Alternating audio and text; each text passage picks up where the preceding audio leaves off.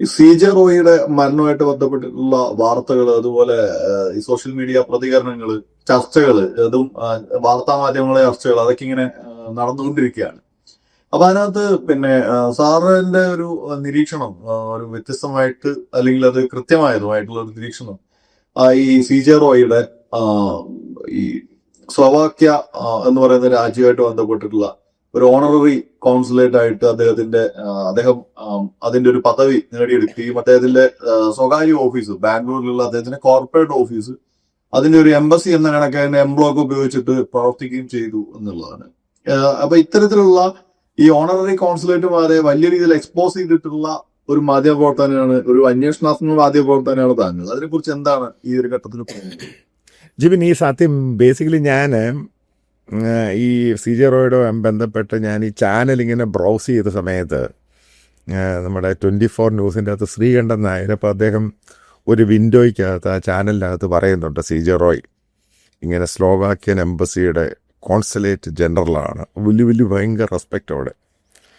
കാരണം എനിക്കറിയാം അദ്ദേഹത്തിന് ഇതിനെപ്പറ്റിയൊന്നും അറിയത്തൊന്നുമില്ല. അദ്ദേഹം ഈ കേരളമായിട്ട് ബന്ധപ്പെട്ടുള്ള സംഭവങ്ങളും കൂടുതൽ ചെയ്യുന്നയാൾ.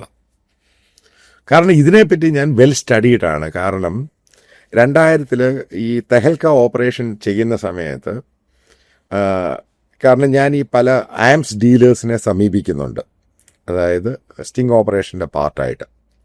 ഇപ്പം ഞാനന്ന് പോയ സമയത്ത് അതിൻ്റെ അകത്ത് 7ഓളം പേരെ ഞാൻ കണ്ടു. വിപിൻ ഖന്ന, സുധീർ ചൗധരി, ഒരു സർദാർജി, പിന്നെ നന്ദ, പഴയ നേവിയുടെ ചീഫ്, പിന്നെ സുരേഷ് നന്ദ, അയാളുടെ മകന്. ഇവരൊക്കെ താമസിക്കുന്ന ഡൽഹിയിലെ പോഷ് ഏരിയയിലാണ്. മനസ്സിലായ? കാരണം ഇവരുടെ ഓഫീസ് കം റെസിഡൻസ് ആണ്. പിന്നെ ഇവരുടെ ഓഫീസുകളെല്ലാം പ്രവർത്തിക്കുന്നത്, ചിലരുടെ ഓഫീസുകളൊക്കെ ഇവിടുത്തെ 5 സ്റ്റാർ ഹോട്ടലിലാണ്. 5 സ്റ്റാർ ഹോട്ടലിൻ്റെ ഒരു കൊമേഴ്ഷ്യൽ കോംപ്ലക്സ് ഉണ്ട് അതിൻ്റെ ഒരു ഭാഗത്ത്. പക്ഷേ എന്നെ ഇവരെല്ലാം ഇൻവൈറ്റ് ചെയ്ത് അവരുടെ വീട്ടിൽ. അപ്പോൾ അവിടെ ചെന്ന് കഴിഞ്ഞപ്പോഴാണ് വീടിൻ്റെ മുമ്പിൽ കോൺസുലേറ്റ് ജനറൽ സ്വാൻസോ എന്ന് കണ്ടു. അപ്പം അതായത് മനസ്സിലാക്കുക, ഞാൻ അതുമായി ബന്ധപ്പെട്ട് ഏകദേശം 80ഓളം പേരെയാണ് കണ്ടത്. അതിൻ്റെ അകത്ത് 18, 10, 20 ആംസ് ഡീലേഴ്സിനകത്ത് 7, 8 പേര്, അതായത് പ്രൊമിനൻ്റ് ആയിട്ടുള്ള ഇന്ത്യയിലെ ആംസ് ഡീലേഴ്സ്. അതായത് ഇവരുടെയൊക്കെ പേര് പഴയ ബൊഫോസ് ഉൾപ്പെടെ സബ്മറൈൻ ഡീലിലൂടെ പലയിടത്തും വന്നിട്ടുണ്ട്. അപ്പം ഇവർക്കൊക്കെ സംഭവമുണ്ട് കോൺസുലേറ്റ് ജനറൽ. പിന്നെ ഇവരുടെ അതിൻ്റെ ഒരു കാറുണ്ട്, കൊടിയുണ്ട്. അപ്പം ഇതെനിക്ക് സംശയമായി. ഇതെങ്ങനെ ഇവർക്ക് കോൺസുലേറ്റ് ജനറൽ കിട്ടാൻ സാധ്യതയുള്ളൂ? അപ്പം ഒരു ഭാഗത്ത് ഞാൻ ഈ അണ്ടർ കവർ ഓപ്പറേഷൻ നടത്തുമ്പം അതിൻ്റെ പാരലായിട്ട് ഞാൻ ഓപ്പൺ ചെയ്തു, ഇതെങ്ങനെ ഇതുണ്ടായി. നോർമലായിട്ട് ഇതെങ്ങനെയാണ് ഇവർ ഈ പറയുന്ന ആംസ് ഡീലേഴ്സ് ഇതേപോലെയുള്ള പല രാജ്യങ്ങളുടെയും കോൺസുലേറ്റ് ജനറൽ എങ്ങനെ ആവുന്നത്? അവസാനം ചെന്ന് നിൽക്കുന്നത് ഡിഫൻസ് കോളനിയും ലാജ്പത് നഗറിന് തൊട്ടടുത്തായിട്ട് ഇരിക്കുന്ന ഒരു സ്ഥലത്ത് ഒരു സർദാർജിയുടെ ഒരു ഓഫീസുണ്ട്. അപ്പോൾ അത് ഈ പറയുന്ന വിദേശ രാജ്യങ്ങളുമായിട്ട് ബന്ധപ്പെട്ട കാര്യങ്ങളൊക്കെ ചെയ്യുന്ന എക്സ്പോർട്ടും ആദ്യ സംഭവങ്ങളൊക്കെ ചെയ്യുന്നത്. അപ്പോൾ അയാളുടെ ട്രംപ് എന്ന് പറഞ്ഞ അയാളുടെ പ്രധാന ബിസിനസ് എന്ന് പറയുന്നത് ഇതേപോലെയുള്ള സെലിബ്രിറ്റീസ്, ആംസ് ഡീലേഴ്സ്, ഭയങ്കര പണക്കാരായിട്ടുള്ള ഇന്ത്യയിലെ ബിസിനസ് ആൾക്കാർക്ക് വേണ്ടി അവർക്ക് ഡിപ്ലോമാറ്റിക് ഇമ്മ്യൂണിറ്റി ആയിട്ടുള്ള ഇതേപോലെയുള്ള സാധനങ്ങൾ, അതായത് കോൺസുലേറ്റ് ജനറൽ ഇന്ന സ്റ്റേറ്റ്, കോൺസുലേറ്റ് ജനറൽ ഇന്ന സ്റ്റേറ്റ്, മനസ്സിലായില്ലയോ? ഇത് വിൽക്കുന്ന പരിപാടിയാണ് ആസ് എ മിഡിൽ മാൻ. അപ്പം ഞാൻ പുള്ളിയോട് അപ്രോച്ച് ചെയ്യുന്നത്, എനിക്കൊരാളുണ്ട്, അയാൾക്ക് ഇങ്ങനെ ഒരു കോൺസുലേറ്റ് ജനറൽ ആകണം, എത്രയാണ് ചാർജ് എന്നൊക്കെ പറഞ്ഞ് ഞാൻ അപ്പുറം ഇതൊക്കെ റെക്കോർഡ് ചെയ്തു. അപ്പം അങ്ങനെ ചെയ്ത് കഴിഞ്ഞപ്പോൾ അന്ന് സർദാർജി പറഞ്ഞു ഏകദേശം 1-1.5 ലക്ഷം ഡോളർ, അതായത് ഏകദേശം 2 ലക്ഷത്തോളം എല്ലാ ചിലവും ഉൾപ്പെടെ, അതായത് ഈ രാജ്യങ്ങളുടെ പൊളിറ്റീഷ്യൻസിന് കൊടുക്കണം, അവിടുത്തെ ആൾക്കാർക്ക് കൊടുക്കണം, അതെല്ലാം ഉൾപ്പെടെ ഇത്ര സംഭവമാകും. അത് കഴിഞ്ഞാൽ നിങ്ങൾക്ക് ഡിപ്ലോമാറ്റിക് ഇമ്മ്യൂണിറ്റി, ആ സംഭവങ്ങൾ ആ ലെറ്റർ അവർ മിനിസ്ട്രി ഓഫ് എക്സ്റ്റേണൽ അഫയേഴ്സിലൊക്കെ എഴുതും. അത് ഗ്ലോബലായിട്ട് നിങ്ങൾക്ക് ആ ഡിപ്ലോമാറ്റിക് ഇമ്മ്യൂണിറ്റി കിട്ടും. അതായത് വിൽക്കുക. അപ്പം എന്തിനാണ് എൻ്റെ അടുത്ത് ചോദ്യം ഉണ്ടായി. കാരണം അന്വേഷിച്ചു എന്തിനു വേണ്ടിയാണ് അവർ ഇതേപോലെയുള്ള ഡിപ്ലോമാറ്റിക് ഇമ്മ്യൂണിറ്റി വെക്കുന്നത്, കയ്യിൽ വെക്കുന്നത്. അതിൻ്റെ റീസൺ എന്താ? അപ്പം അതിൻ്റെ കാര്യം മനസ്സിലായത്, ഇതുണ്ടെങ്കിൽ അവർക്ക് ഇന്ത്യയിലുള്ള ഡിഫൻസിൻ്റെ ഓഫീസുകളാണെങ്കിലും പല സീനിയറായിട്ടുള്ള പൊളിറ്റിക്കൽ ലീഡേഴ്സ് ആണെങ്കിലും ഡിഫൻസ് മിനിസ്റ്ററിൻ്റെ ഓഫീസിലാണെങ്കിലും സീനിയറായിട്ടുള്ള ബ്യൂറോക്രാറ്റ്സ് ആണെങ്കിലും അവർ പെട്ടെന്ന് ഇവർക്ക് അപ്പോയിൻമെൻ്റ് കൊടുക്കും. മനസ്സിലായ? കാരണം ഇവർ പിന്നെ പോകുന്ന ഇവരുടെ, അപ്പോൾ ഇവരെന്തിനു വന്ന, കാരണം ഡിപ്ലോമാറ്റിക് ഇമ്മ്യൂണിറ്റിയിൽ ഒരു രാജ്യത്തിൻ്റെ കോൺസുലേറ്റ് ജനറൽ വരുന്നു, സംസാരിക്കുന്നു. പിന്നീട് ഇവർ ഹ്യൂജായിട്ടുള്ള പാർട്ടി ഉണ്ടാക്കുന്നു. ആ പാർട്ടിയിൽ ഈ പറയുന്ന ബ്യൂറോക്രാറ്റ്സിനെ, സീനിയറായിട്ടുള്ള പട്ടാളത്തിൻ്റെ ഒഫീഷ്യൽസിനെയും വിളിക്കുന്നു. അവർക്ക് പാർട്ടി ത്രോ ചെയ്യുന്നു. അങ്ങനെ 2 പാർട്ടി ഞാൻ പങ്കെടുത്തു. ആ പാർട്ടി പങ്കെടുത്ത് കഴിഞ്ഞപ്പോഴാണ് മനസ്സിലായി, എനിക്ക് സീരിയസ്നെസ് പിടി കിട്ടിയത്. ഇതാണ് ഇവിടുത്തെ ലോബി എന്ന് പറയുന്നത്. ഏറ്റവും കാരണം കോടികളല്ലേ ആംസ് ഡീലിംഗ് എന്ന് പറയുന്നത്. അപ്പോൾ അതിനകത്ത് ഇന്നും ഓർമ്മയുണ്ട്, ഒരു മെഹ്റോളിലൊരു ഫാം ഹൗസിൽ വെച്ചായിരുന്നു ഒരു പാർട്ടി, വേറൊരാൾ ഒരേപോലെ ഡിഫൻസ് ഡീലറിൻ്റെ വേറെ വീട്ടിൽ വെച്ച്. അപ്പം ഈ ഒരു ഇമ്മ്യൂണിറ്റി വെച്ചേക്കുവാണ്. അപ്പം ഈ സംഭവങ്ങളെല്ലാം പുറത്ത് വന്നു കഴിഞ്ഞ് ജസ്റ്റിസ് വെങ്കട്ടസ്വാമി കമ്മീഷൻ, വാജ്പേയി മന്ത്രിസഭയായിരിക്കുന്ന സമയത്ത്, അപ്പം എന്നെ ക്വസ്റ്റ്യൻ ചെയ്യുന്ന സമയത്ത് ഗവൺമെൻറ് പ്ലീഡർ, അന്ന് ഗവൺമെൻറ് പ്ലീഡർ അല്ല, അഡീഷണൽ സോളിസിറ്റർ ജനറൽ കിറി ട്രാവൽ, പുള്ളിയാണ് എന്നെ ഈ പറയുന്ന എൻ്റെ എക്സാമിനേഷൻ, അതായത് ഗവൺമെൻറ്റിൻ്റെ ചോദ്യങ്ങൾ ചോദിക്കുന്നത്. പക്ഷെ അന്ന് മനസ്സിലാക്കുക, അന്ന് സോളിസിറ്റർ ജനറൽ എന്ന് പറയുന്നത് ഹരീഷ് സാൽവെയാണ്. ഓക്കെ. അപ്പോൾ ഇവർ രണ്ടും ഇടയ്ക്കിടയ്ക്ക് മാറി ചില ചോദ്യങ്ങൾ ഇടയ്ക്ക് കയറി ചോദിക്കും. ഇപ്പം ഈ സംഭവം ഞാൻ കയറി പറഞ്ഞു. ഇത് പറഞ്ഞു കഴിഞ്ഞപ്പം ജസ്റ്റിസ് വെങ്കട്ട് സ്വാമി ഇടപെട്ടു. പുള്ളിയാണ് കമ്മീഷൻ.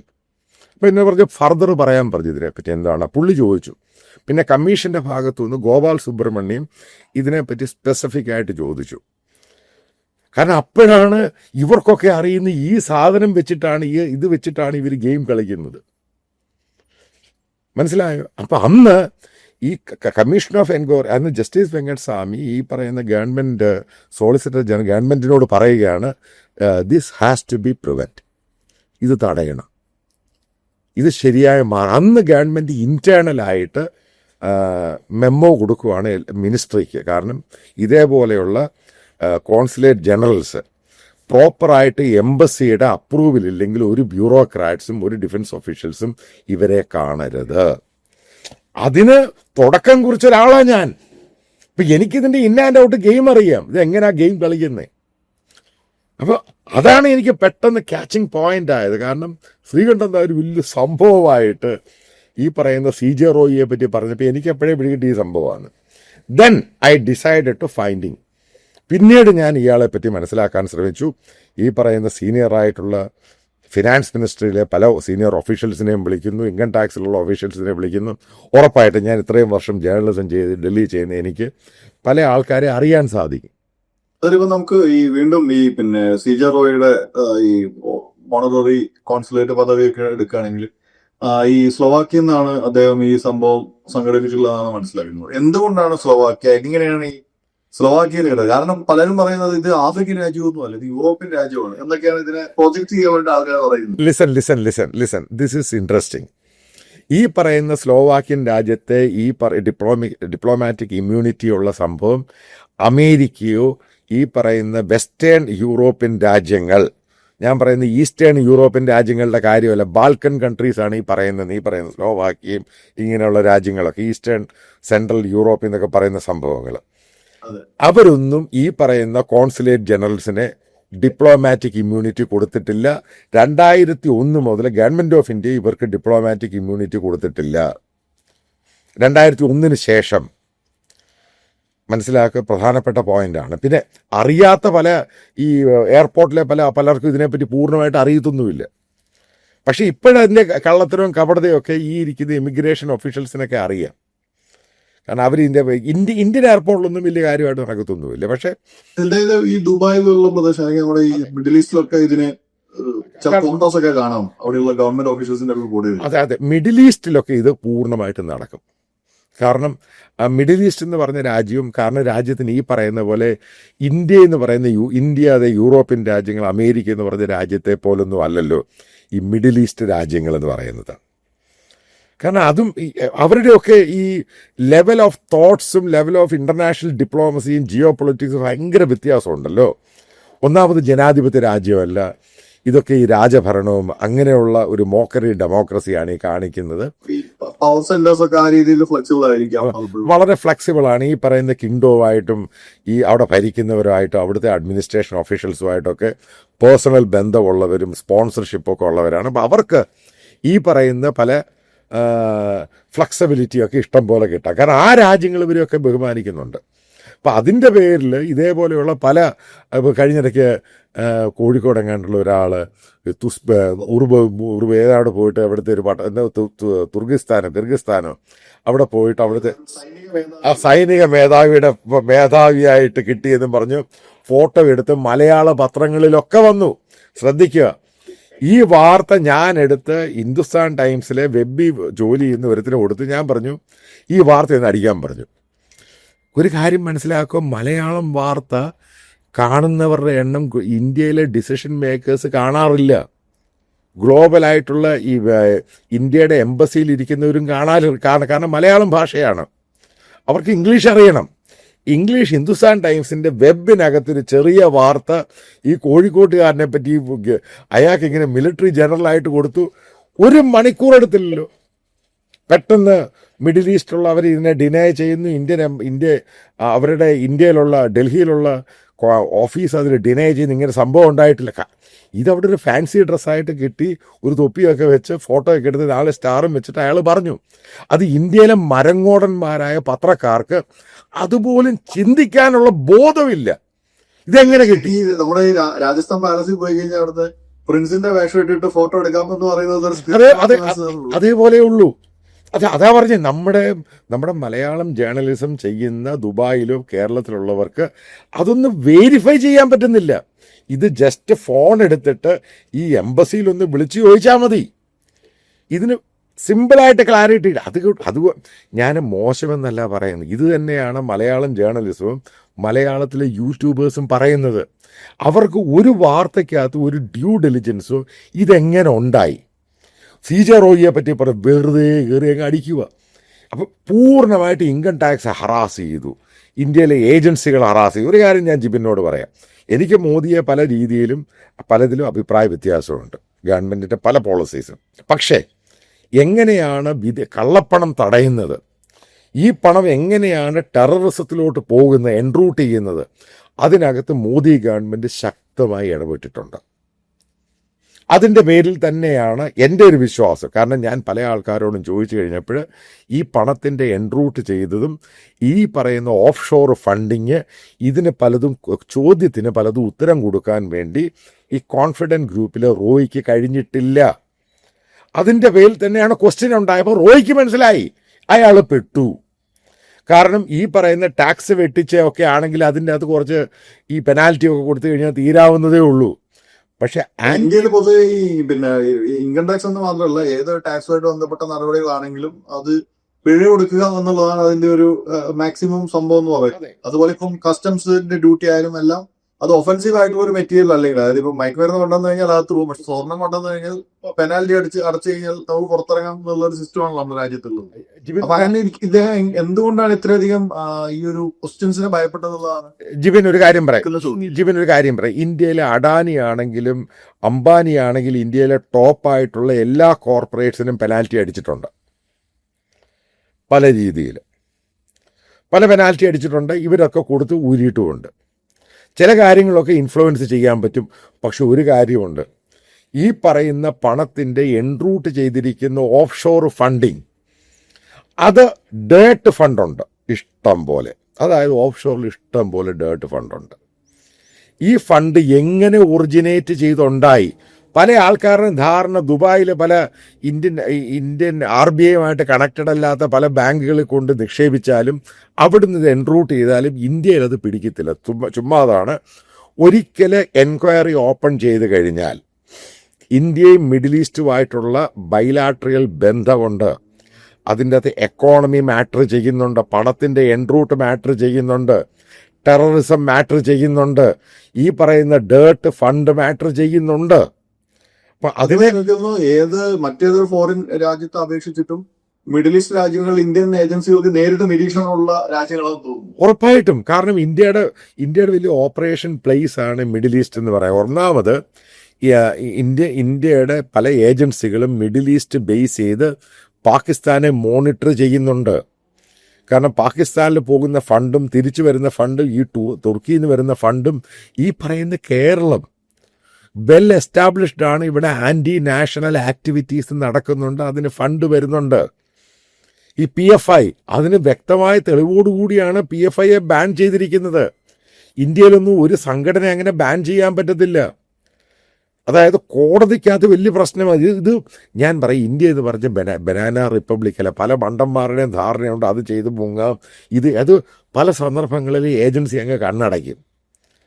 പക്ഷെ അവർ ഇത് എല്ലാം ഒരു പരിധി കൂടുതലായി കഴിഞ്ഞാൽ ഈ സംഭവങ്ങളെല്ലാം ഇതിൻ്റെ ഫണ്ടിങ്ങും ഇതിൻ്റെ റൂട്ടും ഇതെവിടൊക്കെ പോകുന്നു, ആർക്കൊക്കെ പോകുന്നു, എങ്ങനെയൊക്കെ പോകുന്നു, ഈ ഫണ്ട് ഇന്ത്യക്കെതിരെ പ്രവർത്തിക്കുന്നുണ്ടോ? നമുക്ക് ഈ വീണ്ടും റോയിയുടെ ബിസിനസ്സിലേക്ക് വരികയാണെങ്കിൽ കോൺഫിഡന്റ് ഗ്രൂപ്പിന്റെ അവര് മറ്റു പല മേഖലകളിലും സിനിമ ഉൾപ്പെടെ ഇൻവെസ്റ്റ്മെന്റ് നടത്തുന്നുണ്ടെങ്കിൽ അവരുടെ കോർ എന്ന് പറയുന്നത് അല്ലെങ്കിൽ അവരുടെ ഒരു മെയിൻ ഏരിയ എന്ന് പറയുന്നത് റിയൽ എസ്റ്റേറ്റ് ആണ്. അതായത് അതിൽ കൺസ്ട്രക്ഷനേക്കാളും കൂടുതലായിട്ട്, അതായത് ഈ ഫ്ളാറ്റുകളൊക്കെ നിർമ്മിച്ച് വിൽക്കുക എന്നുള്ളതിനേക്കാളും കൂടുതൽ അവര് ഭൂമിയിൽ നിക്ഷേപിക്കാതെ ഭൂമിയിൽ നിന്ന് തിരിച്ചെടുക്കുക എന്നുള്ള ബിസിനസ്സാണ് അവർ ചെയ്യുന്നത്. അപ്പൊ നമുക്കറിയാം, ഈ കോവിഡിന്റെ ഒരു സമയം മുതൽ ഇങ്ങോട്ട് കഴിഞ്ഞ ഒരു 5 വർഷത്തോളമായിട്ടൊക്കെ ഇന്ത്യയിലെ മുൻനിര റിയൽ എസ്റ്റേറ്റ് കമ്പനികൾ അടക്കം ഭയങ്കരമായിട്ട് നഷ്ടത്തിലേക്ക് പോയിട്ടുണ്ട്. അതുപോലെ ഈ കൊച്ചി പോലുള്ള നമുക്ക് പരിചയമായ, പ്രത്യേകിച്ച് മലയാളികൾക്ക് സുപരിചിതമായിട്ടുള്ള പ്രദേശങ്ങളിൽ പോലും അതിന്റെ ഒരു ബിസിനസ് വളരെ വലിയ രീതിയിൽ ഡൗൺ ആയിട്ടുണ്ട്. അങ്ങനെയാണ് ആളുകൾ സർക്കാർ പ്രൊജക്ട് ഒക്കെ വരുമ്പോൾ എന്റെ ഭൂമി എടുത്തോന്ന് പറഞ്ഞിട്ട് കൊടുക്കാൻ തുടങ്ങിയത്. ബിക്കോസ് മേടിക്കാൻ ആളില്ല.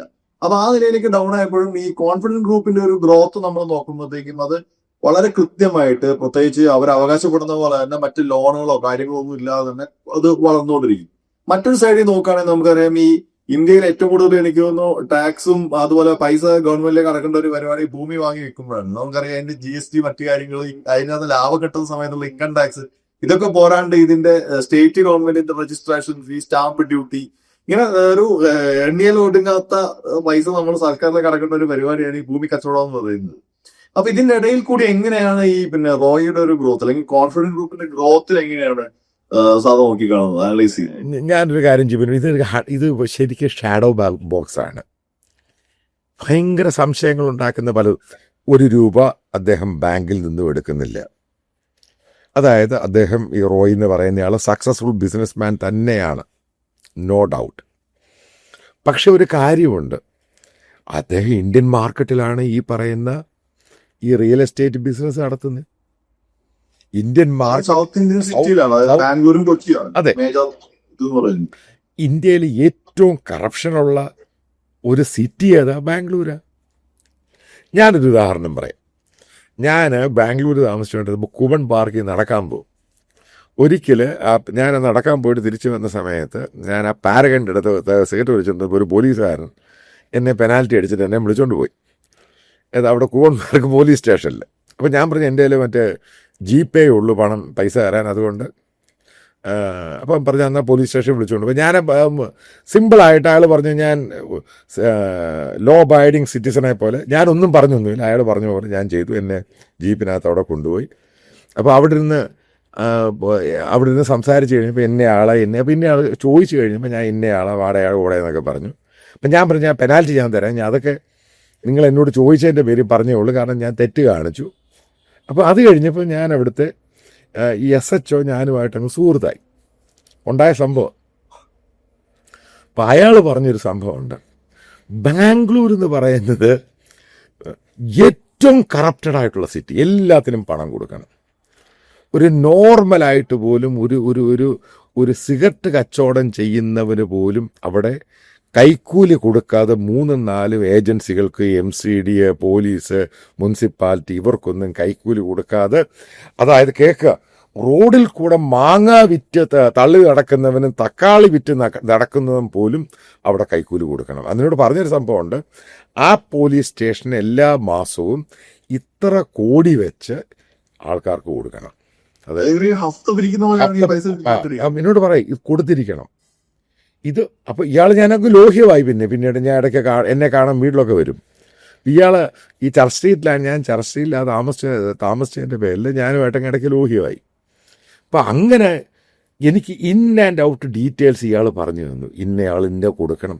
അവിടെ അതായത് ബാംഗ്ലൂർ എന്ന് പറഞ്ഞ നഗരത്തിൽ ഈ പറയുന്ന റോഹി പറയുന്നത് പൂർണ്ണമായിട്ടും കള്ളമാണ്. ഇയാൾ കൈക്കൂലി കൊടുക്കാതെ, അതായത് ബാങ്ക് ലോണില്ല, കൈക്കൂലി കൊടുക്കാതെ അവിടെ ഒരു ഏക്കർ സ്ഥലം പോലും അയാൾക്ക് ഒരുമിച്ചെടുക്കാൻ പറ്റത്തില്ല ജിബിൻ. അവിടെ 100 നിയമങ്ങളാണ്. നീ പറഞ്ഞ പോലെ പല ടാക്സുകളും പല നിയമങ്ങളാണ്. അർബൻ ഡെവലപ്മെന്റ് വേറെ നിയമം, പഞ്ചായത്തിന്റെ വേറെ നിയമം, കോർപ്പറേറ്റ് ടാക്സ് വേറെ നിയമം, 100 നിയമങ്ങളാണ്. അതുകൂടാതെ ഡിപ്പാർട്ട്മെന്റുകൾ പലതും. ഈ നമ്മളൊരു ബിൽഡിംഗ് ഒക്കെ എടുക്കുകയാണെങ്കിൽ അതിന്റെ വേസ്റ്റ് മാനേജ് ചെയ്യാൻ വേണ്ടി വേറെ. അതെ, അപ്പൊ ഇയാൾ ഈ പറയുന്നത് ഞാൻ അത് ചെയ്തിട്ടില്ല, ഞാൻ ഇത് ആരോടാ പറയുന്നത്? ഇന്ത്യക്കാരനെ എന്നോട് നിന്നോടും എന്നാ പറയുന്നേ. ഇത് ആര് വിശ്വസിക്കും? അതേപോലെ കഴിഞ്ഞ 10 വർഷം ഇന്ത്യയുടെ മാത്രമല്ല ഗ്ലോബലായിട്ട് റിയൽ എസ്റ്റേറ്റ്, അതായത് ഇന്ത്യയുടെ പോലും കോവിഡിന് ശേഷം ഈ പറഞ്ഞ പോലെ തകർന്ന് താറുമാറായി. അതെ, ഈ റോയിയുടെയൊക്കെ വല്യപ്പനായ പല കമ്പനികളുണ്ട്, ഡൽഹി ബേസ്ഡ്, മുംബൈ ബേസ്ഡ്. അവരൊക്കെ പൊളിഞ്ഞു പോയി. യൂണിടെക് എന്ന കമ്പനിയോട് അമരാപ്പള്ളി മറ്റേ ധോണിയെ വെച്ച് അഡ്വർടൈസ് ചെയ്ത് അതേപോലെ മറ്റേ ക്രിക്കറ്റുകാരനുണ്ടല്ലോ, മറ്റേ ഡൽഹിക്കാരൻ, മറ്റേ ബാംഗ്ലൂർ ഇതിന് കളിക്കുന്നത്, അവനെ വെച്ചൊക്കെ ചെയ്ത് ഈ കമ്പനികളൊക്കെ അവിടെ പോയി, പൊളിഞ്ഞ് നാശമായി പോയി. ഇവരുടെയൊക്കെ അസറ്റ് എന്നൊക്കെ പറയും 1-1.5 ലക്ഷം കോടി അസറ്റുള്ള കമ്പനികളാണ്, ടേൺ ഓവറുള്ള കമ്പനി, അതൊക്കെ പൊളിഞ്ഞു പോയി. അവിടെയാണ് ഈ CJ റോയ് പറയുന്നത് 1 രൂപ പോലും അദ്ദേഹം ബാങ്ക് ലോൺ എടുത്ത്. പിന്നെ ഈ പുല്ല് പണം ഇവിടുന്നാ വരുന്നേ? എവിടുന്ന? എന്തിനാണ് ഈ ലോൺ കാണിക്കുന്നത് കച്ചവടക്കാര്? ബേസിക്കലി ഇന്ന് പല ലോണും പലതും കാണിക്കുന്നത്. ലോൺ ഇല്ലാതെ ഇന്ത്യയിൽ ഒരു കോർപ്പറേറ്റിന് പിടിച്ചു നിൽക്കാൻ പറ്റത്തില്ല. ഗ്ലോബലി തന്നെ ഏറ്റവും കൂടുതൽ ലോണിന് കൊടുക്കുന്നത് ഈ പിന്നെ എന്റർപ്രണേഴ്സിനും അതുപോലെ കോർപ്പറേറ്റ്സിനുമാണ്. അതെ. അപ്പൊ ഈ പണം ഇവിടുന്ന് വന്നു. കാരണം ഒരു പ്രോജക്റ്റ് സ്ഥലം മേടിച്ചിരുന്നു, ആ പ്രോജക്റ്റ് ഇത്ര വർഷം എടുക്കും. Who the hell going to invest there? ആരാണ് ഈ പൈസ ഇൻവെസ്റ്റ് ചെയ്തേക്കുന്നേ? ഇത് ചോദ്യങ്ങളുണ്ട്. ഇത് സിമ്പിൾ. ഈ പിന്നെ ഭൂമിയുമായി ബന്ധപ്പെട്ട കച്ചവടം നടത്തുന്നത് നമുക്കറിയാം ഒരു 50-50% ആണ്. അതായത് ഒരു ഗാംബ്ലിംഗ് മോഡിലാണ്. കാരണം പെട്ടെന്ന് അവിടെയുള്ള വാല്യൂ ഇടിയാം, അല്ലെങ്കിൽ ആൾക്കാരുടെ ബയേഴ്സിന് കിട്ടാതെ വരാം, ഇങ്ങനെയൊക്കെ സംഭവിക്കാതെ. ഈ റിയൽ എസ്റ്റേറ്റ് ബിസിനസ് എന്ന് പറയുന്നത് ബേസിക്കലി പഴയ പോലെയുള്ള വസ്തുവിനുള്ള അതൊക്കെ പോയി. ഇത് സെക്യൂരിറ്റി മാർക്കറ്റിൽ പണം ഇട്ട് പോകാം കിട്ടാം. ലക്ക് മാറ്റർ ചെയ്യും. അതിനിടയ്ക്ക് എന്തെങ്കിലും ഇഷ്യൂ വന്നു കഴിഞ്ഞാൽ അത് മാറ്റർ ചെയ്യും. പലതും മാറ്റർ കാണും. ഇന്ത്യയിലെ പല ഇഷ്യൂസ് ഉണ്ട്. എൻവയോൺമെൻ്റൽ ഇഷ്യൂ ഉണ്ട്, ആ ഇഷ്യൂ ഉണ്ട്, ഈ ഇഷ്യൂ ഉണ്ട്. ഇതിനെല്ലാം ഓവർകം ചെയ്യാൻ ഇവിടുത്തെ പൊളിറ്റീഷ്യൻസിനും ബ്യൂറോക്രാറ്റ്സിനും പണം കൊടുക്കാതെ ഇയാൾക്ക് എങ്ങനെ പോകാൻ പറ്റും? എൻ്റെ ചോദ്യം ഇത് എങ്ങനെ പോകാൻ പറ്റും? ശരിയാണ്. ഇപ്പൊ നമ്മുടെ കേരളത്തിൽ തന്നെ എടുക്കുകയാണെങ്കിൽ ഇപ്പം ഈ പറയുന്ന വെറും ഈ സഹ്യപർവ്വത സെൻസിറ്റീവ് ഏരിയ, കടലോര ഏരിയ എന്ന് പറഞ്ഞിട്ട് ഗവൺമെന്റിന്റെ ഉൾപ്പെടെയുള്ള പല പ്രോജക്റ്റുകളും ഈ ഗ്രീൻ ട്രിബ്യൂണലിൽ അവരുടെ കിടന്നിട്ട് പെൻഡിങ് ആയിട്ടിരിക്കുകയാണ്. ഞാൻ അടുത്ത കാര്യം, ബാംഗ്ലൂർ ആണെങ്കിൽ അതിനേക്കാൾ സെൻസിറ്റീവാണ്. കാരണം ബാംഗ്ലൂർ സിറ്റിക്ക് അടുത്ത് ഒരു വലിയ നാഷണൽ പാർക്ക് കിടക്കുക. അതുകൂടാതെ ഇവിടെയുള്ള ലേക്ക്. അതെ, അപ്പൊ ഈ നാഷണൽ പാർക്ക് എടുക്കുക, അതിന്റെ ബഫർ സോൺ ഉണ്ട്. അതൊക്കെ ഇങ്ങനെ കയറിക്കൊണ്ടിരിക്കുക. അപ്പൊ അവിടൊക്കെ കയറി ഒരു പ്രോജക്റ്റ് അതുമായിട്ട് ബന്ധപ്പെട്ട് അതിന്റെ ഇത്ര കിലോമീറ്റർ ദൂരം ഒരു പ്രോജക്റ്റ് ഉണ്ടാക്കണമെങ്കിൽ ഈ പറയുന്നത് എന്തോ ഉദ്ദേശിച്ചിട്ടാണ് ഈ പറയുന്നത്? കാരണം എനിക്ക് പല റിയൽ എസ്റ്റേറ്റ് ആൾക്കാരെ അറിയാൻ ഡൽഹിയിൽ. അവർ പറയുന്നത് കേൾക്കണം, പല നൂലാമാല, അവിടെ ചെറിയ മലയുണ്ടെങ്കിൽ അതിൻ്റെ അടുത്ത് പോകാൻ പറ്റത്തില്ല, ഇത് പ്രശ്നം, അത് പ്രശ്നം. ഹ്യൂജായിട്ട് ഈ പറയുന്ന ലാൻഡ് ബാങ്ക് ചെയ്തവർ ഇന്ത്യയിൽ. അതിന് ഏറ്റവും വലിയ തെളിവാണ് എൻ്റെ പഴയ ബോസ് ആയിരുന്ന KD സിംഗ്. അയാൾക്ക് ഏകദേശം ഈ നോർത്ത് ഇന്ത്യയിലൊക്കെ ആയിട്ട് 15,000 ഏക്കർ ലാൻഡ് ബാങ്ക് ഉണ്ടായിരുന്നു. 15,000 ഏക്കർ. കാരണം തെഹൽക്കാട് ആൽക്കമിസ്റ്റ് ഓണർ പുള്ളിയായിരുന്നു. ഹ്യൂജായിട്ട് ലാൻഡ് ബാങ്ക് ഉണ്ടായിരുന്നു. അയാൾ 6 മാസം ജയിലിൽ കിടന്നു. അയാൾ ഈ പറയുന്ന മെമ്പർ ഓഫ് പാർലമെൻ്റ് ആയിരുന്നു. TMCയുടെ BJP ആയിട്ടും അമിത്ഷായായിട്ടൊക്കെ നല്ല ബന്ധമുള്ള ആളായിരുന്നു. പക്ഷേ അയാളും പണം സൈഫൺ ചെയ്യാൻ ശ്രമിച്ചു. ഞാനിത് പറയുന്നത് വെറുതെ അല്ല. എനിക്കിതിനെപ്പറ്റി കുറച്ച് കാര്യങ്ങൾ അറിയാം. ഇതെങ്ങനെയാണ് നടക്കുന്നത്, എങ്ങനെയാണ് ചെയ്യുന്നത്.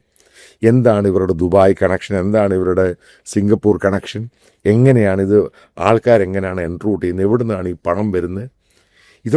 ഇതൊന്നും വലിയ റോക്കറ്റ് സയൻസ് ഒന്നും അല്ല. സിമ്പിൾ ആലോചിച്ചാൽ മതി.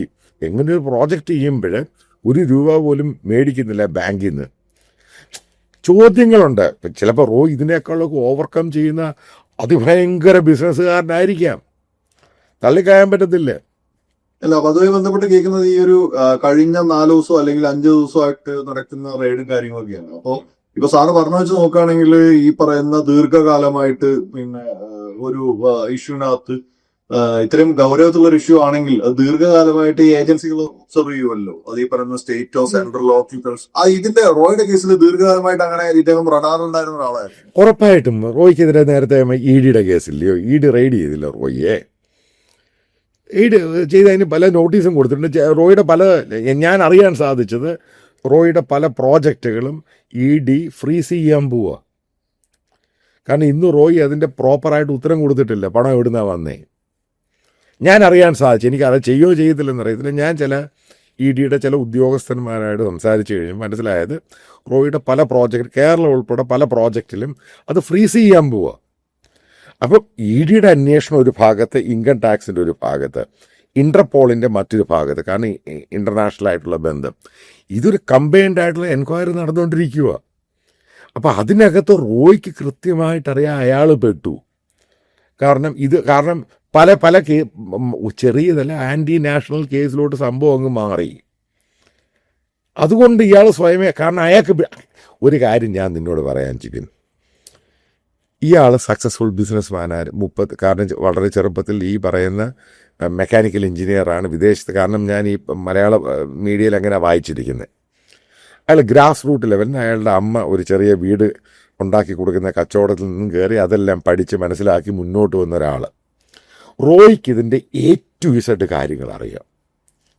അതായത് സ്മാർട്ടായിട്ടുള്ള ബിസിനസ് മാനാണ്. അയാൾക്ക് ഈ പറയുന്ന നമ്മളെക്കാളൊക്കെ കാര്യങ്ങൾ വ്യക്തവും കൃത്യവുമായിട്ട് അറിയാം. ഇന്ത്യൻ നിയമത്തെ പറ്റി അറിയാം, ഇതെങ്ങോട്ട് പോകുമെന്നും അറിയാം. ഒരു സന്ദർഭം കഴിഞ്ഞാൽ റോയ്ക്ക് ഇതൊന്നും കൺട്രോൾ ചെയ്യാൻ പറ്റത്തില്ല, റോയ് ഔട്ടാകുമെന്നും അറിയാം, റോയ് ജയിലിനകത്ത് കയറിയാൽ പുറത്തിറങ്ങത്തില്ലെന്നും അറിയാം, ഈ സാധനങ്ങളെല്ലാം ഫ്രീസ് ചെയ്യുമെന്നും അറിയാം. അതുകൊണ്ട് തന്നെയാണ് റോയ് സ്വയമേ ആത്മഹത്യ ചെയ്തു എന്ന് ഞാൻ ഇതിനകത്ത് വിശ്വസിക്കുന്നത്. ഇതിനകത്ത് മറ്റുള്ള ഹീരാപേരി എന്ന് വെച്ച് കഴിഞ്ഞാൽ ഹിന്ദി പറയുന്നൊരു വാക്കുണ്ട്, അതൊന്നുമില്ല. റോയ്ക്കറിയാം റോയ് പെട്ടു.